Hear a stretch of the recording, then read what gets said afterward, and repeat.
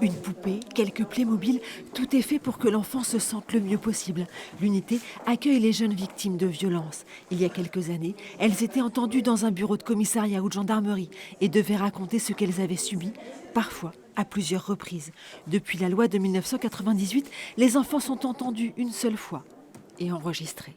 Les enfants pouvaient répéter leur audition plusieurs fois avec un magistrat, avec un autre magistrat, avec un expert, avec un enquêteur, et à chaque fois revivre le traumatisme, parce que répéter, c'est revivre le traumatisme, avoir des images qui reviennent et avoir une souffrance qui revient.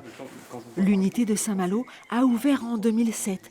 Pour aider les enfants à parler, les enquêteurs sont guidés par une psychologue. Elle nous apporte des éléments, notamment on peut aborder des sujets qui peuvent faire réagir l'enfant.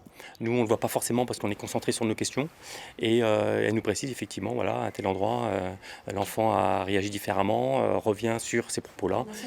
Quelques dessins peuvent aussi aider à libérer la parole, pour désigner par exemple une partie du corps.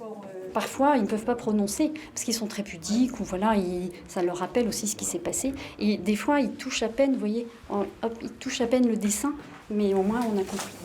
Il y a quelque temps, Brigitte Macron visitait aussi le 119, le service téléphonique d'enfants en danger.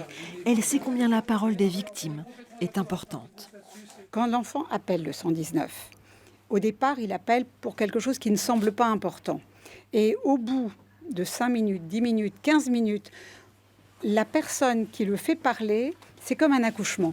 Il y a un accouchement d'une parole qui est absolument incroyable. Et à la fin, quand l'enfant raccroche, je ne pouvais même pas imaginer que cet enfant avait téléphoné pour ça. Donc c'est quelque chose d'une force inouïe, la parole. Les enfants, ils nous envoient des clignotants, ils nous envoient des signaux d'alarme. Mais nous oublions, ils sont petits, on n'arrive plus à se mettre à leur hauteur. Donc abaissons-nous à leur hauteur et on pourra sauver davantage d'enfants.